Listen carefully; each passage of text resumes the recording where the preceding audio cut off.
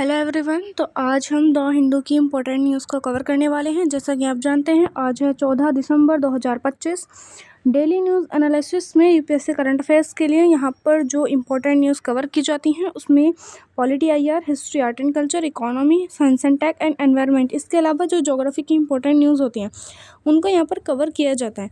तो चलिए देखते हैं आज की जो इम्पोर्टेंट न्यूज़ है उसके बारे में।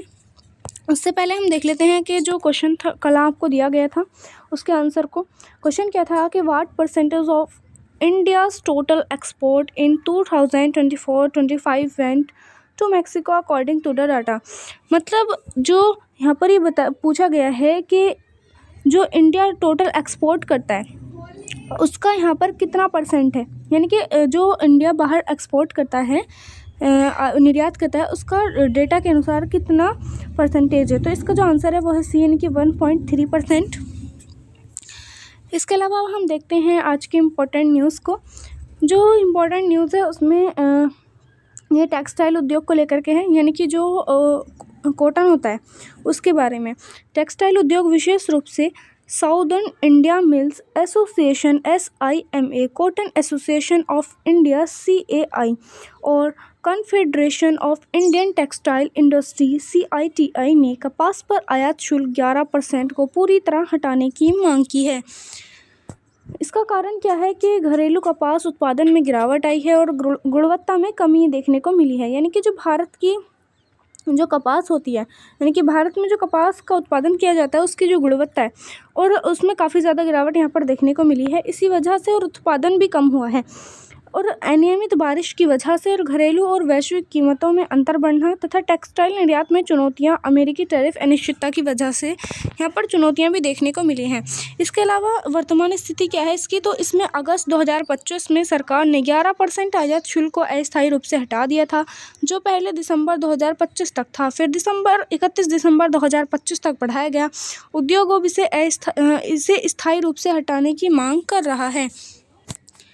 इसके अलावा अगर हम यहाँ पर देखें तो कपास उत्पादन और मांग के आंकड़ों को लेकर के तो 2025-26 का जो सीजन है इसमें committee on cotton production and consumption CCPC का अनुमान है उत्पादन 2.15 लाख जो बेल्स हैं वो 170 किलोग्राम प्रति एक, यानी कि 170 किलोग्राम प्रति एक पर पिछले सीज़न से करीब 5 लाख बेल्स कम हैं। यानी कि जितनी पिछले साल में बॉल्स आई थी, बेल्स जो बनी थी कॉटन की, उससे अब जो है 5 लाख बेल्स जो हैं वो इस टाइम कम बनी हैं। अब इसमें जो मांग है वो 337 लाख बेल्स की मांग है और पिछले सीजन में 340 लाख बेल्स की मांग थी। यानी कि अगर हम यहाँ पर देखें तो जो मांग है वो भी यहाँ पर थोड़ी सी घटी है, लेकिन उत्पादन बहुत ज़्यादा घटा है। इसके अलावा अगर हम यहाँ पर देखें तो जो अन्य अनुमान यहाँ पर लगाए जा रहे हैं वो है CAI ने उत्पादन 309.50 लाख बेल्स अनुमानित किया। आयात रिकॉर्ड 50 लाख बेल्स तक पहुँच सकता है। उत्पादकता की अगर हम बात करें तो भारत में औसत 440 किलोग्राम प्रति हेक्टेयर है, जबकि ब्राज़ील में 1900 से 2000 किलोग्राम प्रति हेक्टेयर। अब इसमें क्या समस्या आ रही है कि अनियमित बारिश से फाइबर गुणवत्ता खराब हुई है और MSP पर CCI खरीद लेकर देरी से बिक्री से कीमतें ऊंची हुई हैं। अब उद्योग की मांग के कारण यहाँ पर हैं, यानी कि जो उद्योग यहाँ पर मांग अपनी कर रहा है, यानी कि मांग यहाँ पर जो उद्योग ने बढ़ाई है उसके कुछ कारण हैं, जैसे MSME को सस्ती कच्ची सामग्री उपलब्ध कराना और घरेलू वैश्विक कीमतें अंतर कम करना इसका एक कारण है। दूसरा कारण है टेक्सटाइल क्षेत्र में रोजगार का संकट देखने को मिला और लोन डिफ़ॉल्ट और बैड डेब्ट का खतरा भी देखने को मिला है। इसके अलावा जो वैश्विक प्रतिस्पर्धा है उसमें जो वियतनाम देश है, बांग्लादेश है और पाकिस्तान है जैसे जो देश हैं इनसे बाजार हिस्सेदारी खोने का डर भी यहाँ पर नज़र आ रहा है। इसके अलावा अमेरिकी टैरिफ अनिश्चितता और यूरोपीय मंदी से निर्यात प्रभावित हुआ है और इसका जो लक्ष्य है वो 2030 तक टेक्सटाइल निर्यात $100 बिलियन तक पहुँचाना इसका लक्ष्य रखा गया है।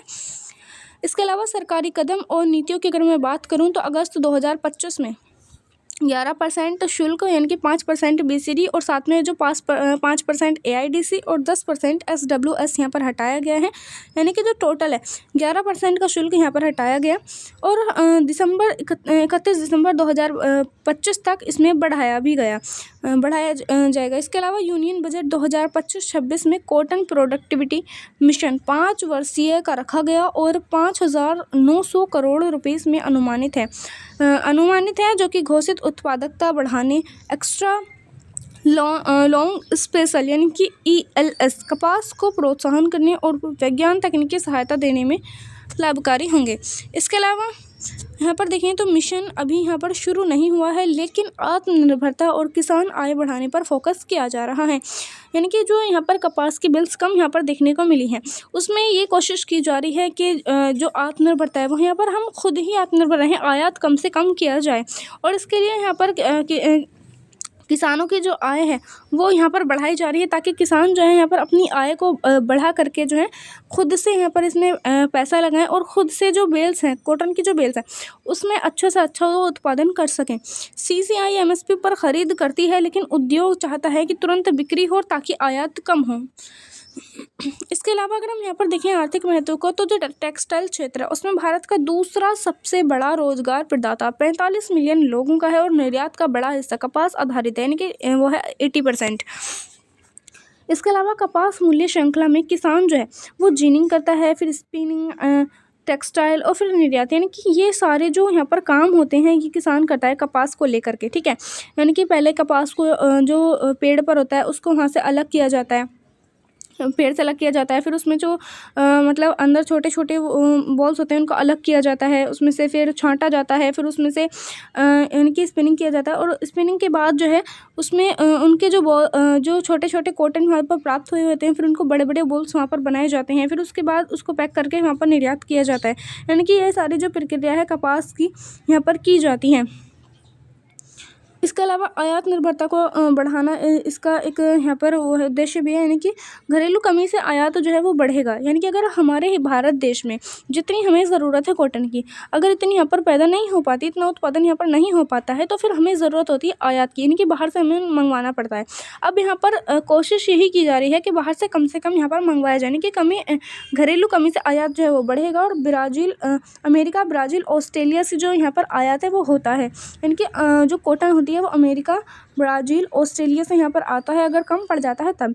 MSME फोकस ये कर रहा है कि 80% टेक्सटाइल क्षमता MSME में सस्ती कच्ची सामग्री से रोजगार संरक्षण किया जाए और निर्यात प्रतिस्पर्धा यहाँ पर है, यानी कि ड्यूटी हटाने से लागत कम होगी और FTA का लाभ China +1 का अवसर यहाँ पर बनेगा। इसके अलावा अगर यहाँ पर देखें तो किसानों पर प्रभाव और संतुलन की बात करें तो उद्योगों का दावा है कि आयात से किसानों पर असर नहीं होगा और क्योंकि उत्पादन मांग से कम होगा। यानी कि अगर यहाँ पर आयात किया जाता है तो इस पर किसानों पर इसका आयात करने का किसानों पर असर नहीं होगा, क्योंकि उत्पादन मांग से कम है, इस वजह से यानी कि इतना उत्पादन वो नहीं कर पाए। इसके अलावा चिंता क्या जताई जा रही है यहाँ पर कि ड्यूटी हटाने से घरेलू कीमतें गिर सकती हैं और MSP प्रभावित होगी। अब इसके लिए क्या समाधान हो सकता है कि इसमें कॉटन मिशन से लंबे समय में उत्पादकता बढ़ेगी और किसान आय स्थिर हो जाएगी। इसके अलावा ड्यूटी छूट दिसंबर 2025 में ख़त्म होने वाली है, यानी कि जो ड्यूटी छूट है वो 31 दिसंबर 2025 को यहाँ पर ख़त्म हो जाएगी। फिर इसका आगे क्या होगा, ये सवाल आता है। तो जैसे हम देख रहे हैं कि अभी 14 दिसंबर 2025 तक कोई नई खबर नहीं है इस चीज़ को लेकर के आगे क्या होने वाला है, क्या नहीं होगा, कि छूट को आगे बढ़ाया जाएगा या फिर नहीं। और 31 दिसंबर 2025 के बाद 11% आयात शुल्क फिर लग जाएगा जब तक सरकार नया फैसला ना ले। यानी कि जिस तरह से हम यहाँ पर देख रहे हैं कि जैसे ही 31 दिसंबर का बाद का टाइम आएगा, यानी कि जनवरी का टाइम जैसे ही आ जाएगा, तो इसका जो आयात है इस पर 11% का शुल्क फिर से लग जाएगा। और इसके बाद क्या होगा अभी इसके लिए कोई खबर नहीं है। टेक्सटाइल उद्योग मांग कर रहा है कि इसे पूरी तरह हटा दिया जाए या आगे बढ़ाया जाए, यानी कि जो 31 दिसंबर यहाँ पर डेट रखी गई है, तो इसके लिए जो टेक्सटाइल उद्योग है वो यहाँ पर मांग कर रहा है कि इसको जो है इस डेट को जो है आगे बढ़ा दिया जाए, ऐसी उसकी मांग है, क्योंकि कपास की कमी और कीमतें ऊंची हैं। सरकार आगे बढ़ा सकती है, यानी कि ऐसा अनुमान है अगर उत्पादन कम रहा या निर्यात पर दबाव बढ़ा, लेकिन अभी अनिश्चित है। छोटे मिलों को यानी कि जो छोटे छोटे मिल होते हैं उनको सस्ता कपास मिलना बंद हो सकता है और कीमतें यहाँ पर बढ़ सकती हैं। इसके अलावा इस खबर के निष्कर्ष को अगर हम यहाँ पर देखें तो कपास कम यहाँ पर बना है और जिस वजह से ज़्यादा आयात करना पड़ेगा। दूसरी चीज़ है ड्यूटी छूट दिसंबर तक है और उद्योग सस्ता माल पा रहा है इस वजह से, और 2026 से शुल्क में लगेगा और कीमतें इसमें बढ़ेंगी और मिलों को यहाँ पर नुकसान देखने को मिल सकता है। इसके अलावा उद्योग कहता है कि शुल्क हटाया जाए और नौकरियां जो है वहाँ पर जो लोग यहाँ पर काम करते हैं उनकी जो नौकरियां उनको बचाया जाए। इसके अलावा किसान जो हैं वो एमएसपी से सुरक्षित हैं और उत्पादकता बढ़ाने पर यहाँ पर ध्यान दे रहे हैं। और इसके अलावा सरकार जो है दोनों को बैलेंस सरकार जो है दोनों को उसका बैलेंस रखना पड़ेगा, यानी कि जो किसान हैं उनकी उत्पादकता भी यहाँ पर ध्यान रखनी होगी, शुल्क का भी ध्यान रखना होगा। इन सारी चीज़ों को सरकार को जो है ध्यान रखना होगा। इसके अलावा अगर हम यहाँ पर देखें इससे रिलेटेड क्वेश्चन के बारे में जो कि बहुत ही इंपॉर्टेंट क्वेश्चन है, भारत सरकार ने कपास पर आयात शुल्क ड्यूटी छूट को कब तक बढ़ाया है? तो वो जो बढ़ाया है यहाँ पर 31 दिसंबर 2025 तक यहाँ पर बढ़ाया गया है। इसके अलावा अगर हम देखते हैं अगली न्यूज़ के बारे में, जो Israel statement in West Bank growing at high level since 2017 says UN report, यानी कि यूएन की जो रिपोर्ट है उसके मुताबिक इजराइल का स्टेटमेंट आया है कि वेस्ट बैंक जो है वो growing at height level since 2027, यानी कि 2017 से जो है हाई लेवल में जो है वेस्ट बैंक में ग्रो कर रहा है। क्या खबर है, चलिए जानते हैं कि इजराइल की वेस्ट बैंक में जो बस्ते हैं वो यूएन रिपोर्ट के अनुसार 2017 के बाद तेज़ विस्तार से हैं। इनकी मुख्य तथ्य इसमें क्या है कि इफेक्ट फ्रॉम यूएन रिपोर्ट दिसंबर 2025 संयुक्त राष्ट्र महासचिव एंटोनियो गुटेरेस की रिपोर्ट एएफपी द्वारा देखी गई के अनुसार 2025 में कब्जे वाले वेस्ट बैंक में इजरायली बस्तियों का विस्तार 2017 के बाद सबसे उच्च स्तर पर पहुंच गया है, जब से यूएन इस डेटा को ट्रैक कर रहा है तब से। इसके अलावा 2025 में लगभग 47,390 हाउसिंग यूनिट्स की योजनाएं आगे बढ़ाई गई और अनुमोदित या टेंडर की गई, जबकि 2024 में संख्या 26,170 थी। इसके अलावा 2017 से 2022 के बीच औसतन प्रति वर्ष 12,815 यूनिट्स जोड़ी जाती हैं और 2025 का आंकड़ा इससे काफ़ी अधिक है। इसके अलावा पूर्वी यरूशलेम को छोड़कर वेस्ट बैंक में लगभग 5 लाख इजरायली सेटलर्स रहते हैं, जबकि 30 लाख फिलिस्तीनी निवासी हैं।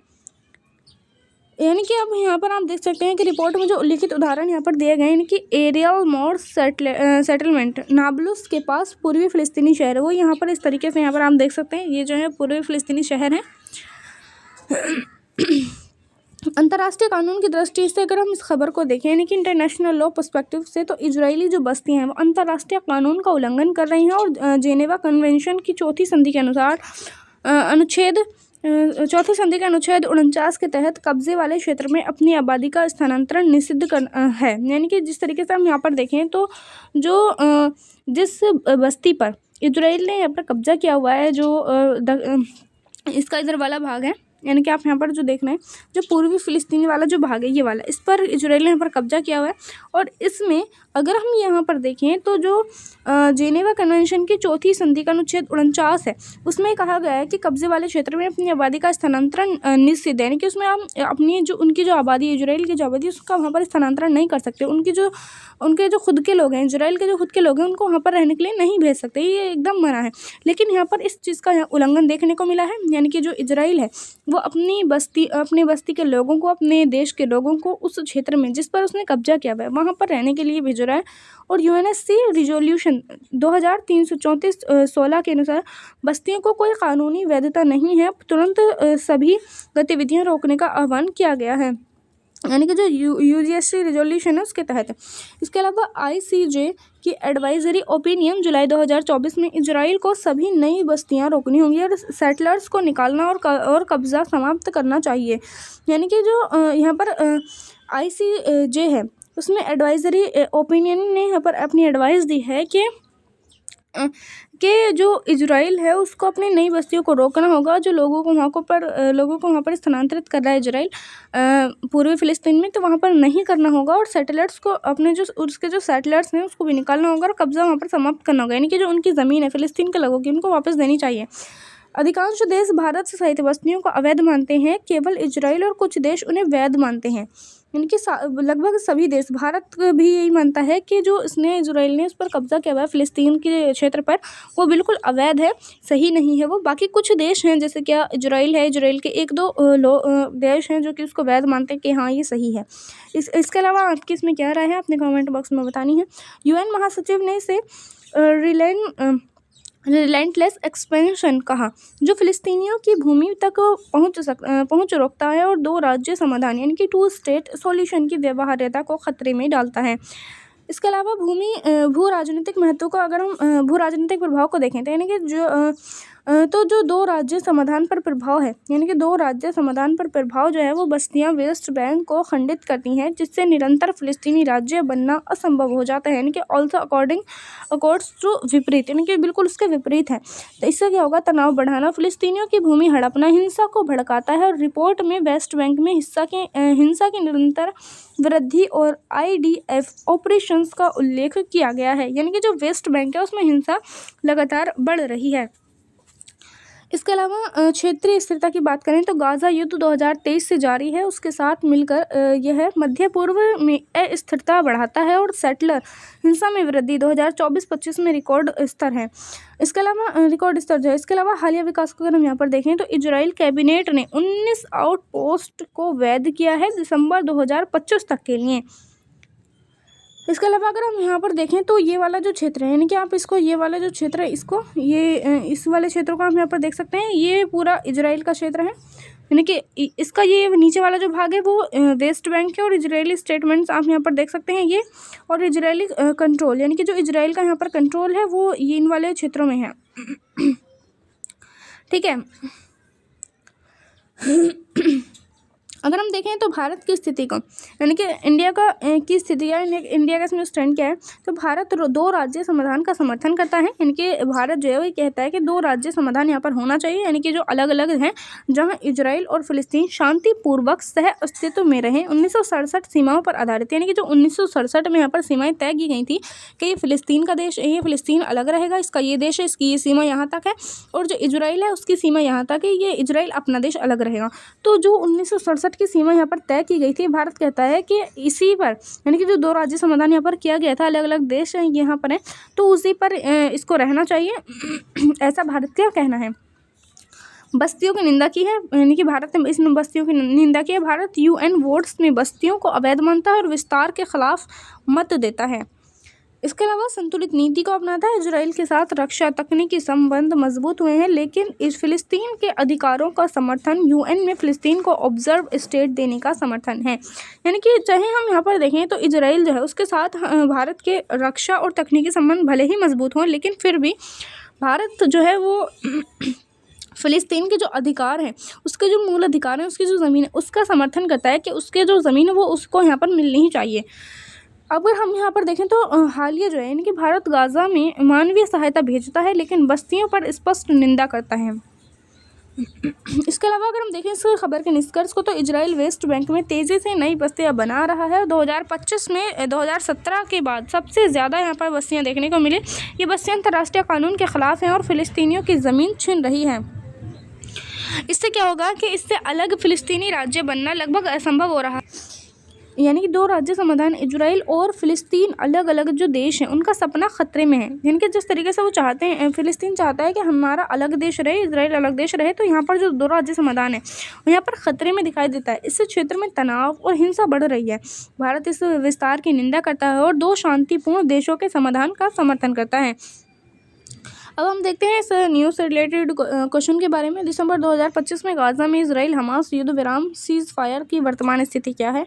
तो इसका विकल्प है पूर्ण युद्ध फिर से शुरू हो गया, या फिर पूरी तरीके से जो युद्ध है यहाँ पर फिर से शुरू हो गया। तो यहाँ पर ऐसा नहीं है, पूरी तरीके से युद्ध यहाँ पर फिर से शुरू नहीं हुआ है। इसके अलावा अक्टूबर 2025 से नाजुक युद्ध विराम चल रहा है। हाँ, नाजुक युद्ध विराम यहाँ पर चल रहा है और पहला चरण लगभग पूरा हो गया, लेकिन उल्लंघन हो रहे हैं, यानी कि काफ़ी ज़्यादा उल्लंघन यहाँ पर देखने को मिल रहे हैं। जिस तरीके से हम यहाँ पर देख रहे हैं कि जो इजराइल है वो फिलिस्तीन के हिस्से पर यहाँ पर कब्जा कर रहा है और दूसरा चरण शुरू होने में देरी है। यानी कि ये इसका जो ऑप्शन है यहाँ पर सही है। और हमास ने पूरी तरह हथियार डाल दिए, ऐसा भी नहीं है। इजराइल ने गाज़ा से पूरी सेना हटा लिया, ऐसा भी यहाँ पर नहीं। यानी कि इसका जो ऑप्शन बी है वो यहाँ पर सही है। इसके अलावा अब हम देखते हैं इस न्यूज़, अगली न्यूज़ क्या है हमारी। तो 2030 by 2030 Bastar will be the most developed tribal region, Amit Shah. क्या न्यूज़ है, चलिए देखते हैं। ये जो घटना है वो इसका जो स्थान और समय की बात करें तो केंद्रीय गृह मंत्री अमित शाह ने 13 दिसंबर 2025 को छत्तीसगढ़ के जगदलपुर में बस्तर ओलंपिक्स 2025 का समापन समारोह में घोषणा की है कि मुख्य घोषणा क्या की है इसमें, तो बस्तर संभाग 7 जिले जिसमें कि कांकेर, कोंडागांव, बस्तर, सुकमा, बीजापुर, दंतेवाड़ा और नारायणपुर, ये 7 जिले इसमें आते हैं। उनको वर्ष 2030 तक देश का सबसे विकसित आदिवासी क्षेत्र बनाने का संकल्प लिया गया है अमित शाह के द्वारा। और जो नक्सलवाद है उस पर भारत मार्च 2026 तक नक्सलवाद माओवाद से पूरी तरह मुक्त हो जाएगा। बस्तर में डर की जगह उम्मीद आ रही है और बंदूकों की आवाज़ की जगह स्कूल की घंटियां बज रही हैं। इसके अलावा अगर हम यहाँ पर देखें तो विकास की योजनाएं क्या हैं, तो इसमें हर घर में बिजली पहुँचाने का इनका उद्देश्य रखा गया है। यानी कि जो योजनाएं यहाँ पर चलाई जा रही हैं तो उसमें हर घर में बिजली, सड़क, बिजली पहुँचाई जा रही है, वहाँ पर सड़कें बनाई जा रही हैं, बैंक, पानी, शौचालय, LPG और मुफ्त इलाज जो है वो 5 लाख रुपये तक का मुफ्त इलाज यहाँ पर पहुँचाया जा रहा है। और जंगल उत्पादों की प्रोसेसिंग यूनिट जो है वो डेयरी से आय बढ़ाना, नई इंडस्ट्रीज को यहाँ पर जन्म देना इनका जो है उद्देश्य है। इसके अलावा उच्च शिक्षा संस्थान, बेहतरीन डिपोर्ट्स स्कूल और ज़रूरत भर के अस्पताल यहाँ पर बनाए जा रहे हैं। कुपोषण के खिलाफ विशेष योजनाएं चलाई जा रही हैं। सरेंडर और पुनर्वास में पिछले 2 सालों में 2000 से ज़्यादा नक्सली सरेंडर कर चुके हैं और इस साल बस्तर ओलंपिक्स में 700 से ज़्यादा सरेंडर किए हुए नक्सलियों ने हिस्सा लिया है। सरेंडर करने वालों के लिए आकर्षक पुनर्वास नीति लाई जाएगी।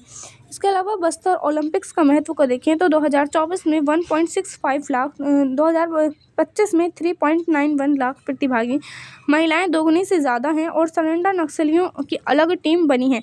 यानी कि यहाँ पर जो महिलाएं हैं वो भी इस नक्सलवादी की टीम में शामिल हैं जो कि दोगुना से भी ज़्यादा हैं और यह खेल विकास और मुख्य धारा में जोड़ने का प्रतीक है। इसके अलावा आंतरिक सुरक्षा के बाद देखें तो आंतरिक सुरक्षा में नक्सलवाद का अंत और सरेंडर नीतियां इसमें रखी गई हैं। नक्सलवाद यानी कि जो माओवाद है उसको मार्च 2026 तक पूरी तरह खत्म करने का लक्ष्य है। बस्तर में नक्सली सरेंडर कर रहे हैं और 700 से भी ज़्यादा ने खेल में हिस्सा लिया और सरकार सरेंडर करने वालों के लिए अच्छी पुनर्वास नीति, नौकरी, सुरक्षा, नया जीवन ला रही है ताकि वे मुख्य धारा से जुड़ें। यानी कि जो देश की मुख्य धाराएँ हैं, यानी कि जो जिस तरीके से लोगों को यहाँ पर रहना चाहिए उसी तरीके से यहाँ पर उनको लाने की कोशिश की जा रही है, क्योंकि जो नक्सलवाद है वो बिल्कुल अलग राह में यहाँ पर चले जाते हैं। इस वजह से उनको रोकने के लिए ये काम यहाँ पर किया जा रहा है।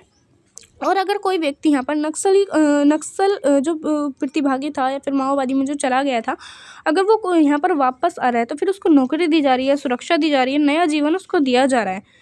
ठीक है। इसके अलावा अगर हम यहाँ पर देखें तो आदिवासी विकास, ट्राइबल एरिया में इंफ्रास्ट्रक्चर, शिक्षा, स्वास्थ्य, खेल, इनके बारे में तो बस्तर जैसे आदिवासी इलाकों में 2030 तक सबसे ज़्यादा विकास होगा, ऐसा बताया जा रहा है। और हर घर में बिजली, सड़क, पानी, बैंक, अच्छे स्कूल, कॉलेज, अस्पताल, खेल सुविधाएं और कुपोषण खत्म करने की योजना यहाँ पर बनाई जा रही है। खेल जो है बस्तर में ओलंपिक्स से युवाओं को आगे बढ़ाने का मौका मिला है। इसके अलावा गवर्नेंस जो है उसमें अगर हम गवर्नेंस के पॉइंट ऑफ व्यू से देखें तो केंद्र राज्य सहयोग, मोदी सरकार और छत्तीसगढ़ की बीजेपी सरकार के बारे में देखें तो केंद्र मोदी सरकार और छत्तीसगढ़ राज्य बीजेपी सरकार मिलकर काम कर रहे हैं। दोनों की एकजुट कोशिश से नक्सलवाद कम हो रहा है और विकास तेजी से हो रहा है और यह अच्छी गवर्नेंस का उदाहरण है। इसके अलावा अगर हम यहाँ पर देखें सामाजिक मुद्दों के बारे में तो आदिवासी संस्कृति संरक्षण, महिलाओं की भागीदारी और युवाओं का मुख्य धारा में शामिल होना यहाँ पर दिखाई देता है। यानी कि सामाजिक मुद्दे हैं ये, जिसमें से कि आदिवासी संस्कृति को बचाते हुए विकास किया जा रहा है और महिलाओं की भागीदारी इसमें बढ़ी। और बस्तर ओलंपिक में दोगुनी महिलाएँ थीं, बस्तर ओलंपिक में दोगुनी महिलाएं हैं और युवाओं को खेल से मुक्त मुख्य समाज से में जोड़ा जा रहा है ताकि वे अलग थलग ना रहें। यानी कि जिस तरीके से वो नक्सलवाद में रहते हुए बिल्कुल अलग तरीके से, समाज से बिल्कुल अलग तरीके से रहते हुए यहाँ पर रहते थे, उनको यहाँ से इस चीज़ से हटाने की कोशिश की जा रही है। इसके अलावा इस खबर की निष्कर्ष को अगर हम यहाँ पर देखें तो बस्तर में नक्सलवाद खत्म होने की ओर है और मार्च 2026 तक मुक्त हो जाएगा और 2030 तक सबसे विकसित आदिवासी क्षेत्र यहाँ पर बनने की कोशिश है, यानी कि ऐसा हो सकता है। इसके अलावा सुरक्षा और विकास का जो फॉर्मूला है वो सरेंडर नीति को लेकर के और हर घर बिजली, सड़क, शिक्षा, स्वास्थ्य, खेल, ये सारा जो यहाँ पर दिखाई दे रहा है, इसका नतीजा क्या होगा कि जो डर की जगह उम्मीद यहाँ पर नजर आएगी और नक्सली मुख्यधारा में जुड़ रहे हैं और युवा महिलाएं आगे आ रही हैं। कुल मिलाकर अगर हम देखें तो शांति और समृद्धि की नई शुरुआत यहाँ पर हुई है। अब हम देखते हैं इस न्यूज़ से रिलेटेड क्वेश्चन के बारे में। क्वेश्चन है, केंद्रीय गृह मंत्री अमित शाह ने दिसंबर 2025 में बस्तर ओलंपिक्स के समापन समारोह में घोषणा की कि भारत कब तक पूरी तरह नक्सलवाद माओवाद मुक्त हो जाएगा। तो इसमें जो है मार्च 2026 तक जो है पूरे नक्सलवाद माओवाद से भारत जो है वो यहाँ पर मुक्त हो जाएगा। अब हम देख लेते हैं क्वेश्चन ऑफ द डे के बारे में, जिसका आंसर आपने कमेंट बॉक्स में बताना है। क्वेश्चन है, in which year did the union government mandate the use of the Aadhaar based payment system for MNREGA MG NREGA. यानी कि जो इसमें कहा गया है कि विच ईयर, यानी कि इसमें कौन सा ईयर है जिसमें कि यूनियन गवर्नमेंट ने मैंडेट किया है कि यूज़ ऑफ आंध्र बेस्ड, यानी कि जो आधार है use of Aadhaar based payment होगा। यानी कि जो आधार बेस्ड पेमेंट का जो सिस्टम है वो मनरेगा में यूनियन गवर्नमेंट ने मैंडेट किया है कौन से ईयर तक। तो इसका आपने कमेंट बॉक्स में जवाब देना है। 2024, 2020, 2022, 2018, यानी कि ऐसी कौन सी इसमें सन है जिसमें मैंडेट कर दिया गया था कि मनरेगा में MG नरेगा में जो लोग काम करते हैं उनका पेमेंट सिस्टम जो है वो आधार के बेस पर होगा। ये आपने कमेंट बॉक्स में बताना है इसका आंसर। तो आज के लिए इतना ही। Thanks for watching.